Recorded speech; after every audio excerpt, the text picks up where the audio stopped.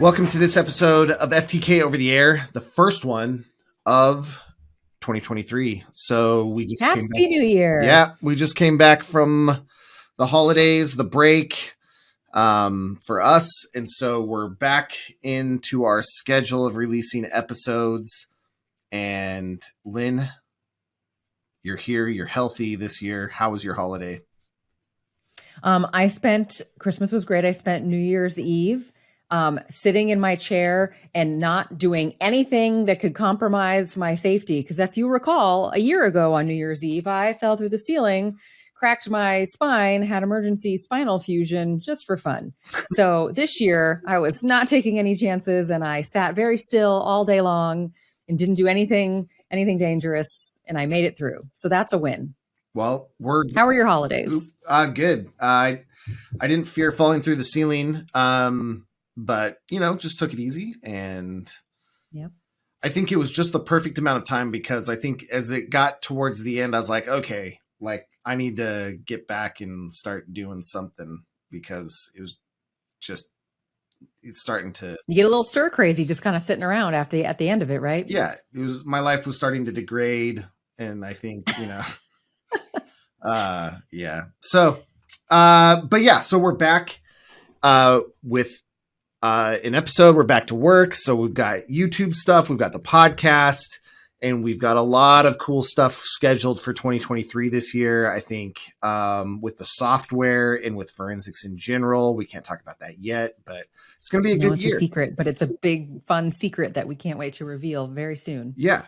So we've got a lot of good stuff. But today, we're going to talk with Jason Fischer. And Lynn, who is Jason Fischer? Jason Fischer is one of the nicest people I think we've ever had. There's the nicest, coolest guy. I want to be friends with him, and he just lives so far away, so it's probably never going to happen. Jason Fischer, he is the Director of Information Technology at the Federal Defender's Office in New York, Federal Defenders of New York. I'll give you a little bit of his bio. He earned a bachelor's degree in history from the University of Florida. Go Florida. Love it. There you go. He got a master's degree in poli-sci from Florida Atlantic University, FAU, also amazing school. He made it out of Florida alive after all those party schools. So, man, good on him. There you go. He's so intelligent and so clever. And he's great. So he's been working in the field of e-discovery and digital forensics for over 10 years.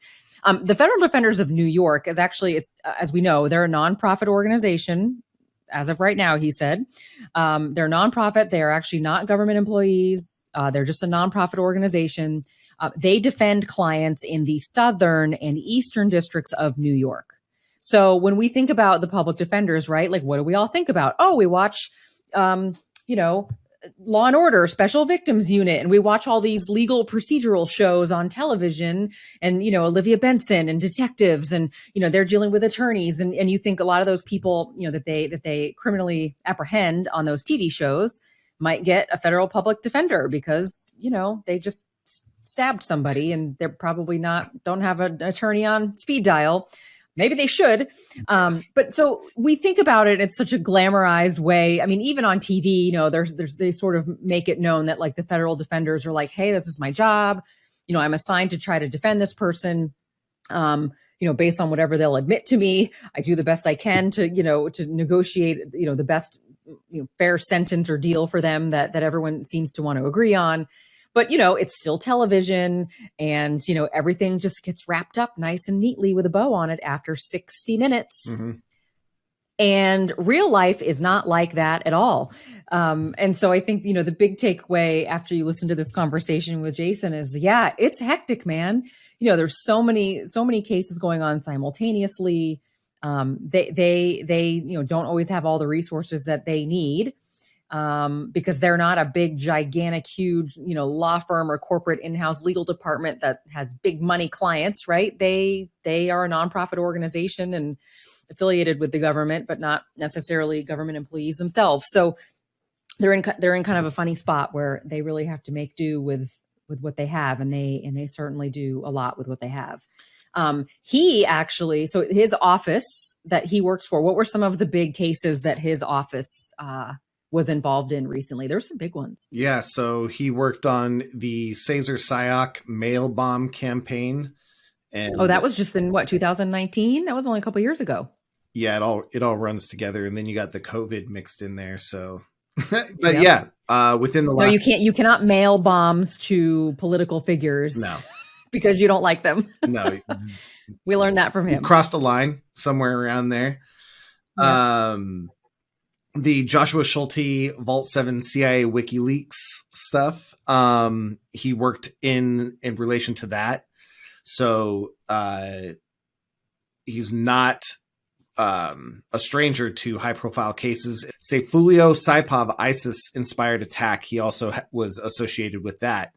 And so a lot of big things going through there. And of course the southern and eastern side of New York is the big side of New York. So a lot of stuff is hosted there.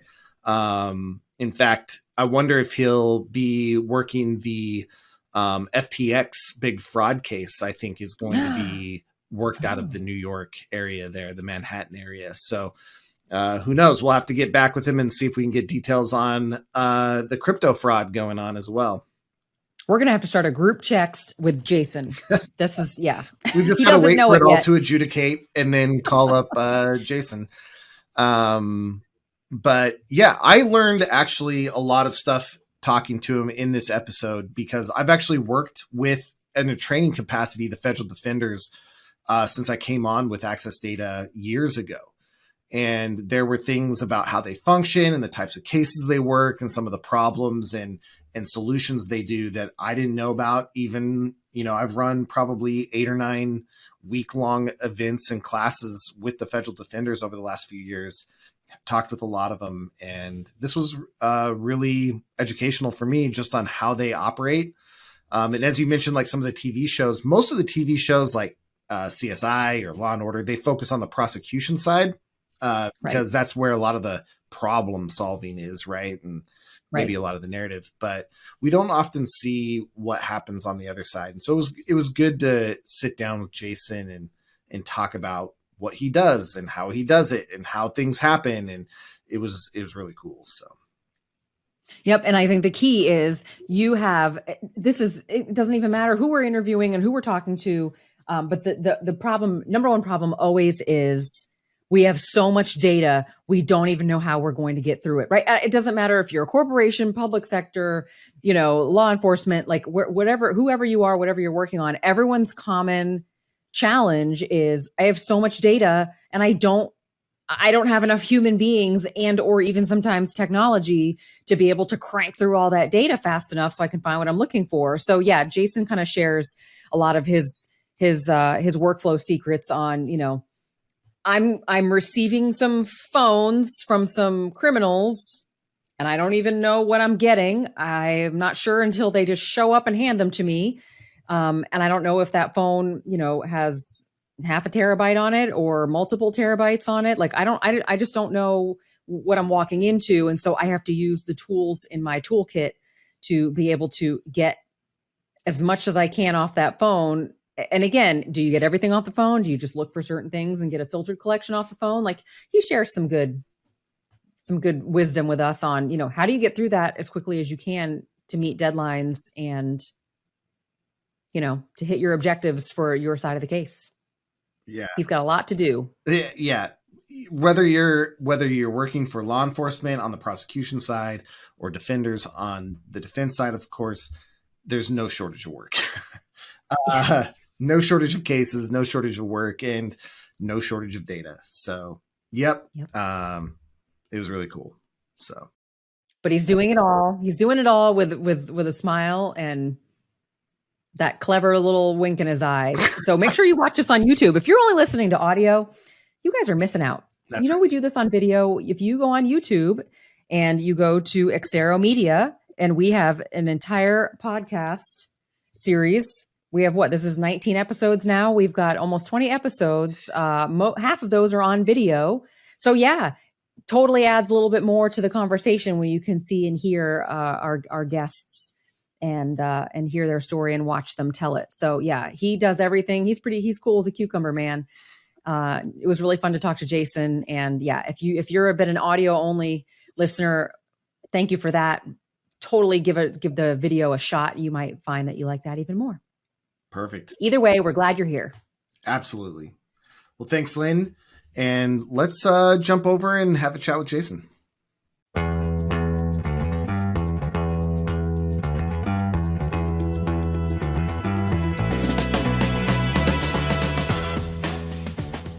Okay, we're back with Jason Fischer, who is the Director of Information Technology with the Federal Defenders out of New York. Hopefully we've all heard of that state. And Jason, welcome. Thanks for jumping in. How are you doing today? I'm doing great. Thanks for having me. And Jason, I want to give a little bit of background. First off, you and I met at Techno. We had some cool conversations. Hopefully you got a pair of socks or something while you came by the booth. The bottle, the Contigo water bottle. Oh, yeah, cool. The water bottle. It's good use. Yeah. Cool. Good score. But as we talked about, like, it's interesting because one of my very first, if not the first time I taught on the road FTK and forensics in general was at a Federal Defenders Conference in Denver way back in 2014 or something, way back. And so when we ran into you at Techno, I was like, oh man, this is cool. We don't see very many Federal Defenders at these things. So Jason, tell us a little bit about how kind of your story, how you got into this kind of role that you're in, and what motivates you. Well, thank you.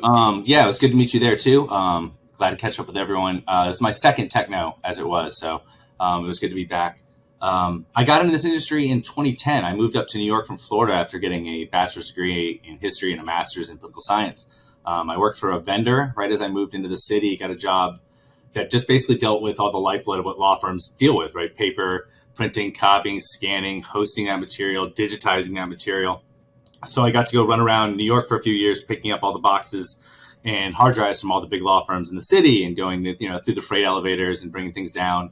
Gotten to learn that side of it, how we'd handle the material in relativity, how we'd ingest and deal with all the different hosted platforms, and just how to make money off this side of e-discovery. So that was a really cool time, and it was a fun experience. And then from there, I worked my way to a law firm to see how they did their work, and it was an interesting experience there as well, being on the other side of how that gets sent out to vendors, and how we'd get to play around with all the different tools, because vendors would come in and say, use Recomind or use Ringtail or use eReview.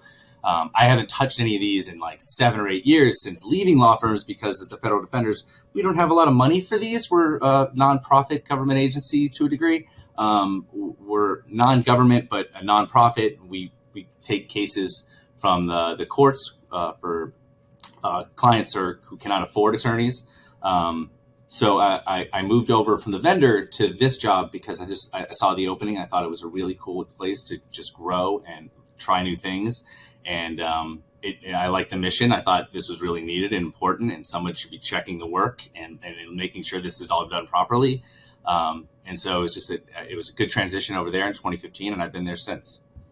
Oh, so that's really, I didn't realize. So you guys are kind of, you work for the government, but are not government. Yeah, exactly. We're not government employees, at least at this version of the Federal Defenders, the Federal Defenders in New York specifically. There are other versions of Federal Defenders in each state. Each one has their own guidelines, issuances, just depending on how they have to, are actually working for the federal government. We're a community, CDO, I forget what it is.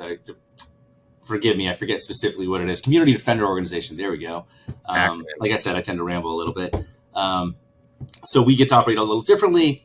We cover the Southern District of New York and the Eastern District. So again, we're a little different in that we're a hybrid of 2 different districts, and we cover 4 offices specifically. So it's a wide range from White Plains to Manhattan to Brooklyn to where I'm at today, working in the Central Islip office. So yeah, we have just a lot of ground to cover. Yeah. And no shortage of work when you have that much geography, and a lot of high profile ones too. So it makes it just always something comes up, and from just a tabloid story, that's probably going to be ours. You can look forward to to work in that. So Twitter gives away what probably would be my clients sooner or later, and it's sort of fascinating to see it like happen. You go, yeah, I could see this happening soon. Yep. Like the great oracle for your job. Yeah. when you're like, oh, it'll be interesting to look through their stuff. That was always I get this coming all the time. Where yes, it's quite a. I've joked. There's a lot of gallows humor and jokes just about the entire like scope of what we deal with in mitigation, and just from where the discovery is, and you get it from. And I know the law enforcement has that same feel as well of what the cases because we see the same thing they see. Yes, there's a lot of Silicon Valley-ness to this absurdity. Oh yeah. So speaking of, well, less of Silicon Valley, but more about the thing you said right before that. What's kind of like, obviously every day is different. That's actually one of the reasons why I loved forensics is even if you were working the same type of case, it was different every time. But what in general, like, is your roles day to day? Like, how do you approach each investigation or each case or whatever? A lot of it. So each case is different, right? Right off the bat. So my day to day in my casework is sort of different. I have a hybrid role as that I'm the director of IT, which means I also do printers, set up new computers, onboarding, deal with management type things that have to have for new employees, all the fixing of your swipe doesn't work for the door on top of casework. So it can vary from day to day, right? So, but on a typical cases, a lot of it is just like I'm brought discovery on cases and I'm asked to help and assist. We have somewhat of a good way of just ingesting and that stuff coming in. And if only I need to really see it, does it come to me, or if there's questions? So a lot of it, of course, is Cellebrite based. Any forensic images come my way just for the data size itself and the tools that would be needed in the licenses. So that stuff just comes my way. Anything that needs to go through Axiom or FTK would just, of course, come my way. So it really varies on what the data set is and what the priority is and what you're looking for. And, this again, I got a request today for 5 terabyte drive, and it's just, can that be split up? No, of course not, because it's all one as it should be. So you need a 5 terabyte drive to probably give me a forensic image that I either need to copy somewhere, host somewhere, then process somewhere. And this is all time. This is all just days equal weeks, and then to give you some information, and without ever speaking to the client on most of these. So I'm left sort of in the dark on a lot of where I'm going and what I'm looking for, which isn't to say I can't find information, right? There's the indictment, there's the complaint, there's affidavits. I can scour for that, but oftentimes it's difficult to communicate with the client, me directly. And I think one of your discussions was earlier with me, it was that, how do you get them to trust you or give you information? It's a whole nother level of like, do they trust the attorneys to not lie to them? I don't know. And I'm just going off what they tell us. Go on. No, that's, it's so interesting because it's always the same problem no matter where you're at, where they're like, hey, we've got this 5 terabyte drive, but they have no idea what that means. So they're just like, hey, can you do this? And you're like, 5 terabytes is a massive amount of data and stuff to deal with. And so, like you said, it's just this time. What are you looking for in there? And on the reverse side, right? Government is often constrained by search warrants. Date's a big issue. Time. What they're looking for is a small subset of material. Mine's very much open ended. We could have mitigation stuff before or after the key events. We need to look at everything, and so you're left checking off every conceivable box, knowing this is going to take forever. But just, let me see every artifact there is, because I don't know what I'm looking for versus you only want the video. This will go a lot faster if I only want the video. If you don't know what you're looking for, what do you have a routine of where you start? Do you have a repertoire of like, okay, well, I always start with email, or I always start with photos, or I always start with video or chats. So, like, do you have a So in this setup, hypothesis, I would use using Cellebrite or something in which I've already got a process report to look through. I'm not going to deal with having to process the data and then look at it. Based on what I always do, I tend to always go to images, timeline, databases is a key one. What databases were pulled? This is always key to me. I think. I'm not going to speak ill of the other side too badly, but I think they skip over the databases, and I think they just don't look at this stuff. They're happy with what Cellebrite has given them in the analyzed tree. Like, this is good enough. I've got these text messages, but there's also this wealth of information that is there or not there, and you can make some good inferences based on what you don't see in the databases. So I've often found they skip over those in key cases, and I think it's interesting that they didn't point those out or find them, considering it's right there. I'm also left with, on a lot of Celebrite stuff, phone stuff specifically. I hate to go back to it, but this is just the half forensic world we're in, is just phone stuff. Yep. I'm left with oftentimes just really getting reports. Oftentimes I don't get the full extraction unless we, make a point to get that. Some agencies, some departments will give that routinely, but others don't. So I'm just left with what you checked off to be significant. I'm not saying it's not the full report, but I have no way to know that. I don't have the real data. So I'm just left to make my calls based on, well, this is what's in the DSIM, this is what's here, this is what's here, and just help analyze it for the attorneys, make sense of, the information and what would be a user controlled, instance, or just that just showed up because it's in the cache. Google reverse image says that pictures of a gun is actually just from the Washington Post. Like, I don't think this is important. It's not his. Yeah. That's interesting that you say that, because and I say we, and I mean, like, I don't feel like I'm that old timer in the forensic world, but I do think there's a movement, a thing, and I think it's been forced based on caseloads versus time available, but it's very push button.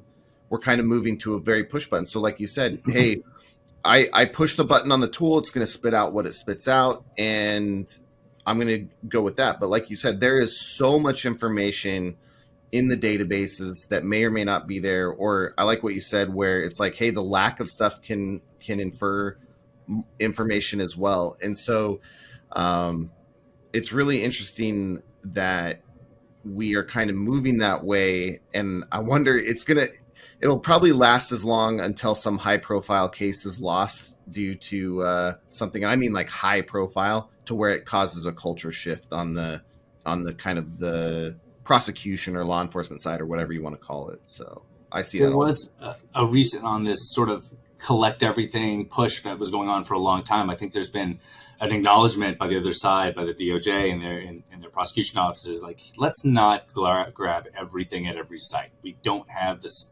space to store it all. Turn it over to discovery and properly do it all. Let's target this, because there's just grabbing. Not to say that this was wrong, but it's turning into so much data now. I've seen a half-terabyte Android recently as a extraction. Like, come on. It's just so much. I had to do a CSAM case yesterday in the Eastern District, and I, asked them to schedule it earlier in the day, specifically because I knew it was 5 phones, and I had no idea size, and I had a feeling that I'd at least see 100 or 200 gig extractions.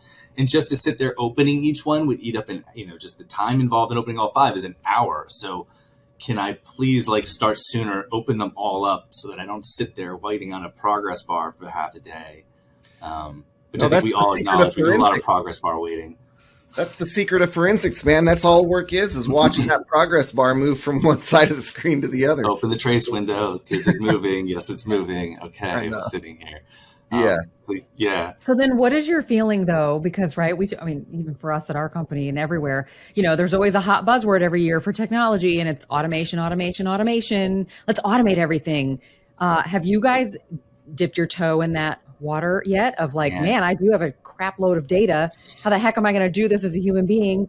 Have you gotten down that road? We're really constrained by the resource issue. Is that it's just the cost and money in our offices. Our budget comes from Congress, so we use it effectively for hiring, for resources, for technology upgrades as needed. But to give the money to a vendor for some AI or some specific high tech, I'd love to bring in say Nuix to do some processing in house, because I do get a wealth of stuff in the forms of PSTs and mboxes and all this. I have low level e-discovery tools that can do some of this, but I'm limited at maybe 500,000 documents before I need to start a second case because it can't handle anymore.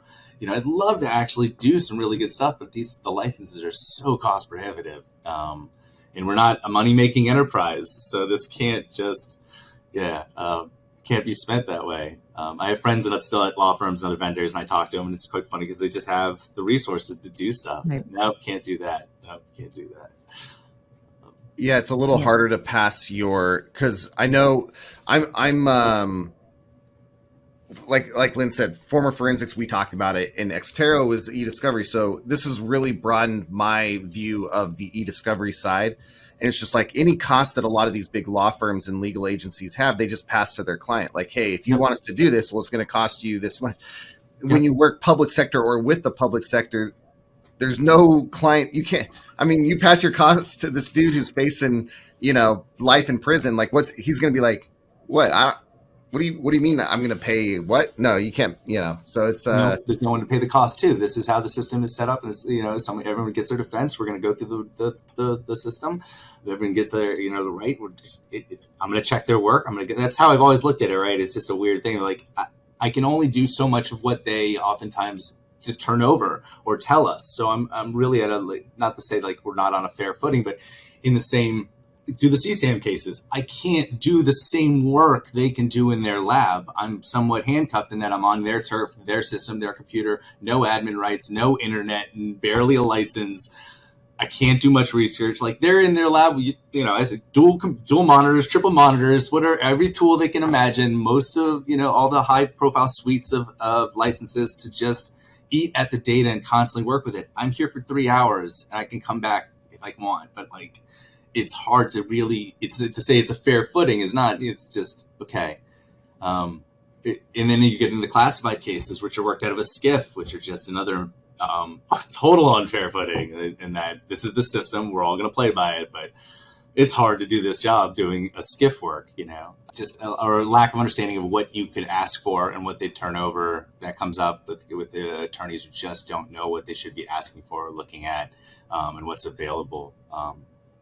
So yeah, I don't know how to make the system better. It's just sort of, it's a usual gripes. Again, back to the CCM yesterday, all I had were the UFED reports. I'm sure they had the extractions, but I didn't have the time to load up and bring my own analyzer and sit and load up and just review the raw data sets and load them one by one to then really analyze that data in the same way they would. I mean, if that mattered in this case, right? It always comes down to like, was it the first picture in the thing that you were looking for? Why would you look any more than that? You found the picture. Right. Don't waste your time. Move on to the next case, which I can see. Funny points of just being in their labs and seeing all their toys and seeing their all the charging stations set up with all the phones in their airplane modes. Everything's sitting ready to go. Just really cool stuff. I understand how they have their system and it works pretty well, but it's just so difficult to not be able to validate some of this. It's interesting because I think one of the cool things, but causes a problem for you, is a lot of these forensic companies are started or at least propped up by former law enforcement individuals. And so they target the vast majority of their marketing, their angle towards their buddies, right? This is where I came from. This is where I'm going. How has that been like? So when you talk about like, hey, the attorneys don't even know what they can ask for, and that, how has it been? Not from the like budget approval, but just finding training that you can go to that's going to help you in your gig, in your job.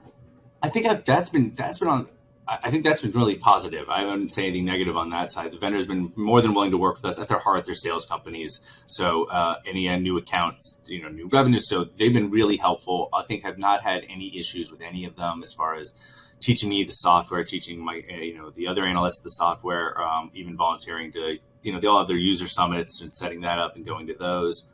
When I've done the Celebrite trainings, it's been an interesting mix for the early classes because 90% of them would be law enforcement. So you'd get the raise your hand if you work with the defense, and I'd raise my hand, and you'd get the stares and whatnot from people like, what do you do with the defense? Why are you here? But I think just nothing negative from, at least from the trainers or teachers. They were all really helpful. And I think, not to just disparage any of the cops, but I know that the local law enforcement, a lot of them, especially for the CCO, CCB, going through the motions for the test. And I get it. There's no reason to like you're not going to CASA, you're not doing the advanced classes. You don't need to know about SQLite databases that intuitively. It's fine. But I enjoyed, doing that class and just taking notes and learning and picking the brains of the instructors. Trying to learn as much as about Gray Key, because that's, one of the ones that won't work with us. But at least seeing how that works. Because we do see that the back end of those extractions, just never the device. Yeah. Well, that's good to hear, though, because like I said, back in, I think it was 2014 or something like that, when I went out to Denver and was working with federal defenders, at least way back then, they mentioned how hard it was to get training. And I know a lot of like the message boards and stuff, you have to be law enforcement, and like there's Discord channels now, and you have to be law enforcement, and so there is kind of this gated community that kind of holds back some of that information. I won't say that you're wrong on that. I didn't come into the federal defenders until 2015, so that may be how things were looked at and felt for a little while. I recall going to Techno and listening to this individual speak at length about Tor and some other stuff and a bunch of companies like Palantir. But he started his talk with, raise your hand if you work with the defense. And a couple of people did. Just so you know, me and my team won't work with you. And I was like, okay, so now I'm going to pay attention more. Right? Yeah, wow, that's not a good way to intro anything. Like, all right, hey, who's from New York? Yeah, you're out. Oh yeah. Yeah, but that was I didn't raise. I was like, where was this going? But then I started taking even more notes because it was a fascinating talk on Recorded Future, Palantir, like Hyperion, a bunch of companies which in 2016 I'd never heard of, or very few were in the news, but now much more in the news with what they're up to, and their profiles have gotten bigger. Love to do some of the stuff with those companies and see what they are up to, but that's not my line of work. Yeah, that's more hobby based. At some point, just an interesting anecdote. I remember working on some case, and we were getting these giant Facebook page reports, but they were PDFing me 80,000 page PDFs. And it was Facebook, which originally probably in HTML, but they dumped them as PDFs to us. It's like, how are you dealing with this maybe 500 megabyte, but 80,000 page PDF that was unsearchable? And the remark from their analyst was, oh, we just use Palantir. I was like, well, I mean, obviously I would too. That sounds awesome. I don't have that tool. That costs a lot of money. Yeah, that's always the trick. I just wish we were dealing with Facebook warrant returns and stuff like that, and I hated the PDF format because you'd have these like chat messages or whatever. Unsearchable. You can't search them. You can't sort them. You can't like, hey, I want to filter based on Lynne. Well, it's a PDF. There's no filtering. There's not like it was. The search index crashes after halfway through. It doesn't work. The HTML was only slightly better, but it's like, why is this not a database? Why is this not an Excel? I understand the pictures and the gifs, but like, you could get me something that would be sortable and dateable, and you don't. And it's the same for Instagram, and it's just so bad because they're the same company. I could rant about the A to Z subpoena return that I see all the time from like a big case when it's just, you open it up and it's, oh man, it starts at Amazon and it goes all the way down to like Verizon, and it's just 100 companies, all their returns from subpoena and search warrants. And it's just a mix of Excel, PDF, Word, just so, what MBOC, but the Google returns. I had a case recently with 440 videos inside 400 zip files. It was from YouTube. It was, I think, 500 gigs or something. It was just, I'm so mad to unzip all that. Just not mad, but just, what is this? How's this useful to anybody? Thanks. Yeah, I don't really think we'll go that route. My question is then, okay, so we know that you're sort of hamstringed by, lack of budget, and, you don't have all the pretty shiny toys that everyone else has. So the part that I always am fascinated by, and anyone, I guess, who works for public defenders, whether you're an attorney, whether you're IT, there's something inside of you that's like, I would do this work anyway. Yeah, I don't have all the fancy toys, but like something about it like makes you come in every day. You have this whole geographical range you're supposed to cover, right? It's not like you just have this little area. Like you have so many challenges, but is it just love of forensics? Is it love of helping people? Like, what is your why, your reason why, right? Because you have so many challenges. So how do you keep going? It's a really good office. I love all the people that we work with. I do love doing all the work we do. I get to go and sit in trials, sit part of the court. That's one thing we haven't even talked about is for a long time before we started having paralegals do a little bit more of this, I would do the trial director PowerPoint presentation through the trial. So I'd sit at the counsel table through the whole trial and show exhibits through the entire trial and sit there through that. So I got to see that end of it. It's just a fascinating worldview of just it's the legal system I like being a part of, the people we work for, or we'll say true, but the cases are just fascinating. Trying to hunt for this stuff, look for things, just the challenges with every single different piece of material and just seeing how it all works. I have my background being in history and politics. This sort of fits in the nexus of, the Southern District history of just the legal profession there and what, the cases we work on and cases we do. Just a fascinating world of just, all the last stuff from the last 6 to 8 years of the Trump era and whatnot, and the cases generated out of the courthouse across the street from me, and seeing all the craziness and being a part of it all some way in some of the cases we represented. So, yeah, it's been a really cool job, and I don't know that I'd leave it anytime soon. So this is a question for both of you. Do you guys, well, Justin, I know you're not doing this work now, but do you still get, is it the butterflies of like, oh, I found something. I'm looking through all this data. I'm doing my forensic review, like, I found something, right? Is that still exciting for you? Jason, I'll let you. Yeah, I'd say, yeah, I do enjoy that. It's always been cool to find things and just notice and discover. Yes, I'm one to jump up from my desk when I found something interesting that I didn't think to see and go tell somebody. It's like, you don't believe what this was in there, and this was the password. What do you know? Just, usually, unfortunately, a lot of it is not helpful because of the nature of our cases. A lot of it is just like, all right, at least we know the bad fact versus not knowing the bad fact. And so that's sort of, yeah. It's like, darn it. That was going to be my next question is like, what do you do? What do you do when you find it? Are you a vocal exclaimer? Or are you like, cool, man, found it, noted? Or are you like, oh my God, everyone always has a different reaction to how they, find exciting things. Or say something at my desk and then run up to tell one of my colleagues as soon as like, you'll never believe how he had this, how this case was this. And of course, in this layer, they did that. And it's sort of like reading the ISIS chain in a little bit when you see how the someone asks for help on there. When someone law enforcement, I need help. And then through the Eureka steps of people offering support, then they come up with, okay, here's how I solved it. And it's like, oh, that's pretty interesting how he did it. Because he had no passwords at all. They still managed to do it. Like, that's really cool. Most people in forensics, regardless of their industry, is kind of like, I either went to school just for computers and then I got into it. Or if you come through the law enforcement, they knew how to check their email. And so they're just like, hey, you're in it now. And you kind of came through it where like you don't have computer-based degrees. You went into this legal environment and kind of snaked your way across this huge landscape, and here you are. How did that kind of shape your view of it as you go through an investigation? Because you have this holistic view of the justice system.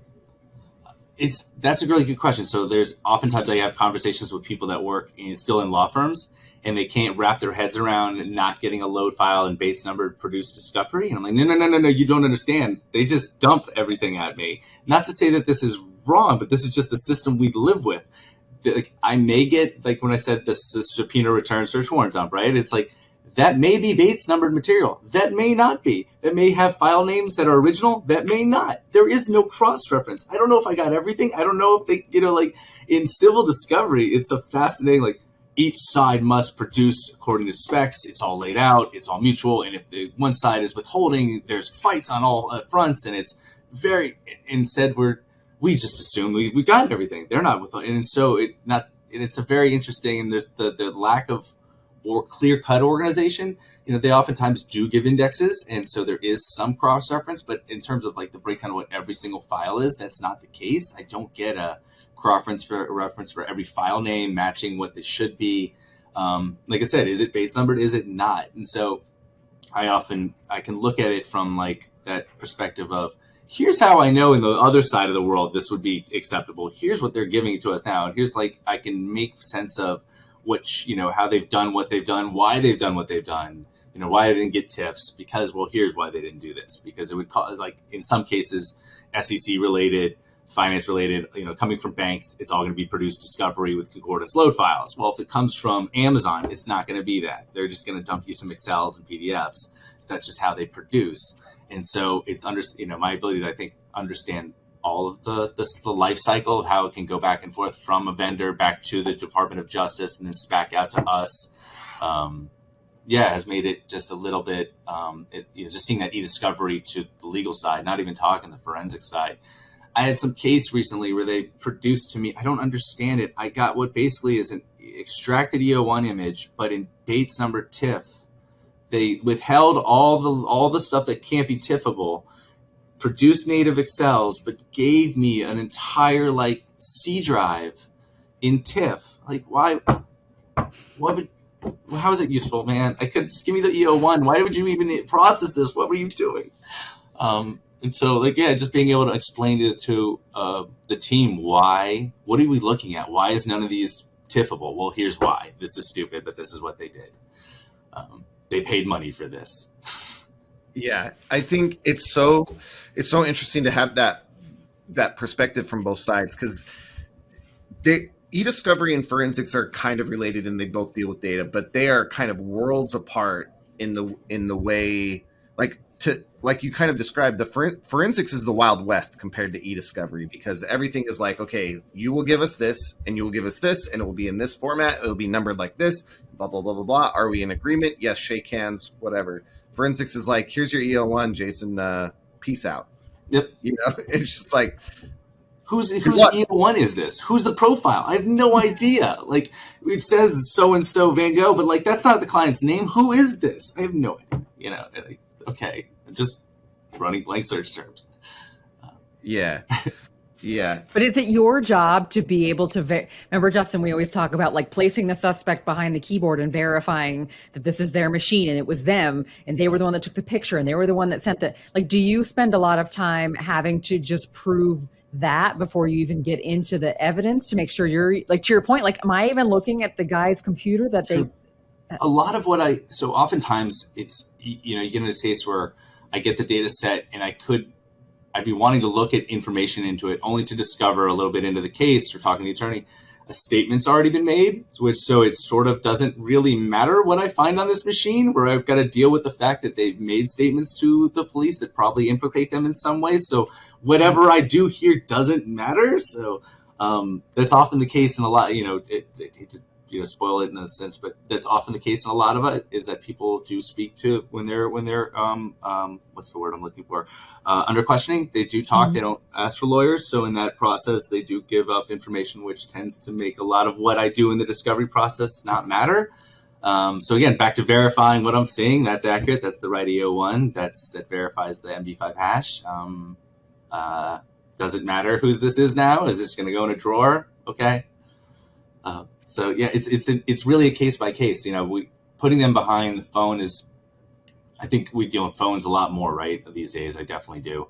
So it's oftentimes like, is that the right Apple Cloud? Is it the phone number that matches the CDR? Then that's the call detail record. Then that's likely their device. There's their picture. It just sort of all maps out. Computers are, I agree with you. It's harder, but usernames, things like that, profiles will just tend to ring out. Logins.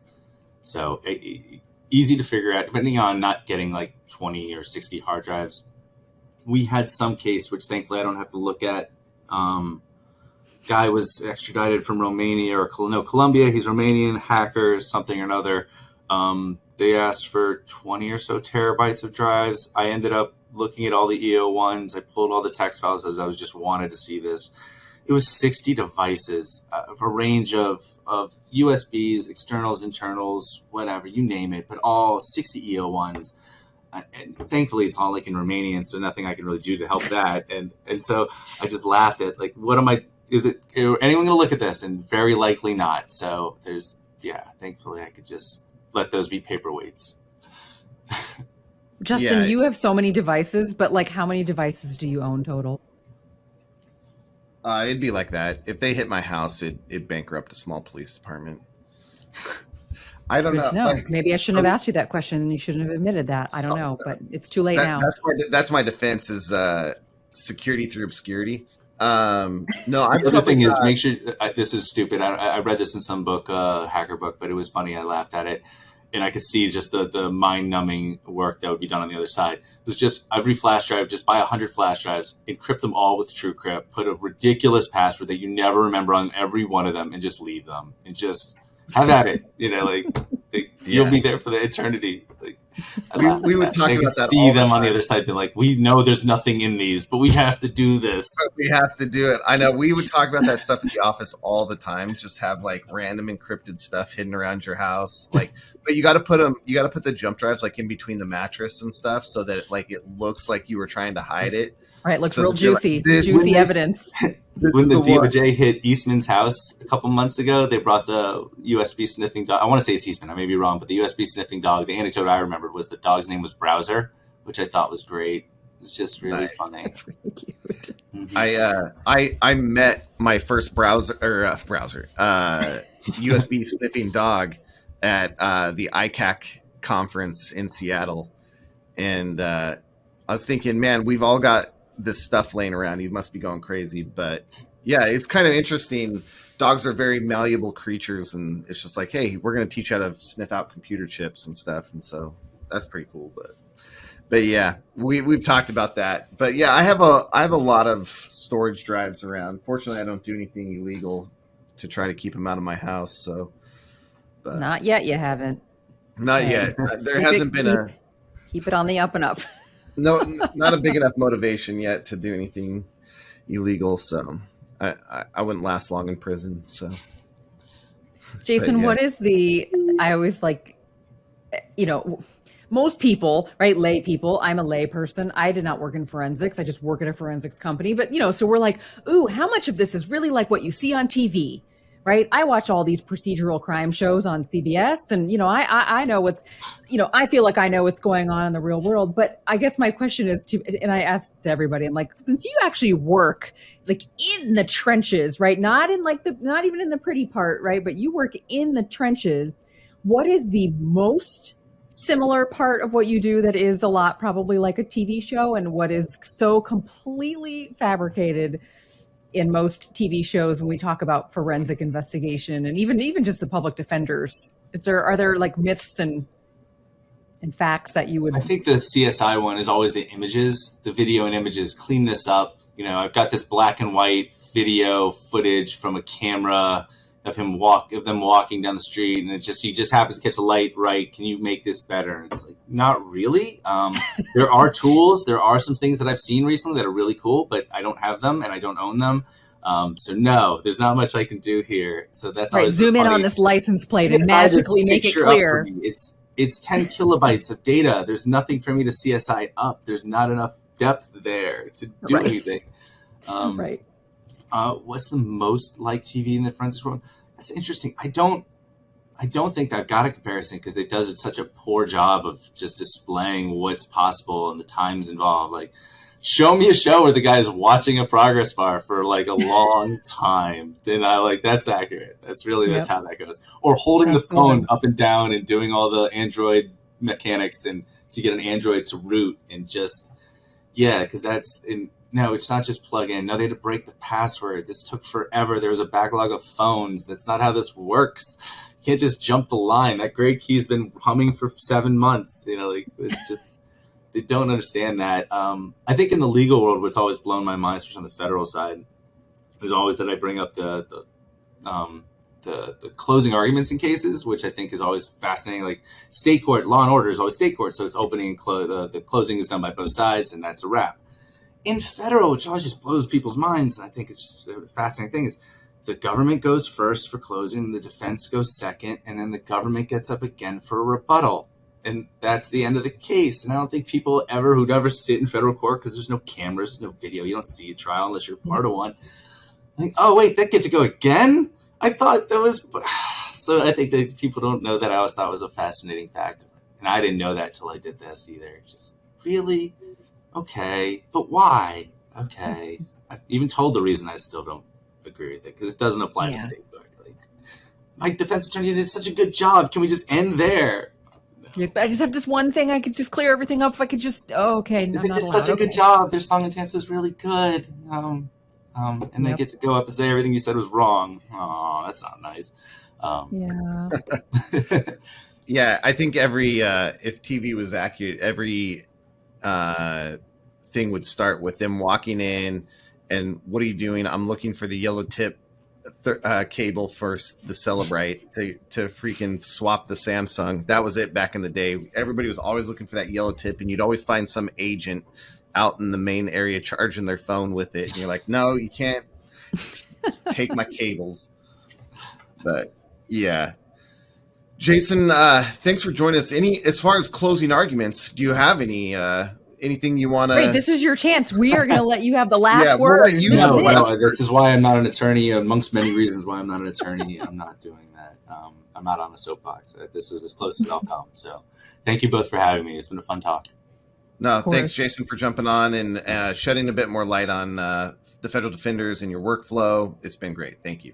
Yeah, and I think everyone will agree that thank you for everything that you do with what you have. It's really admirable, and we're really proud that we know you.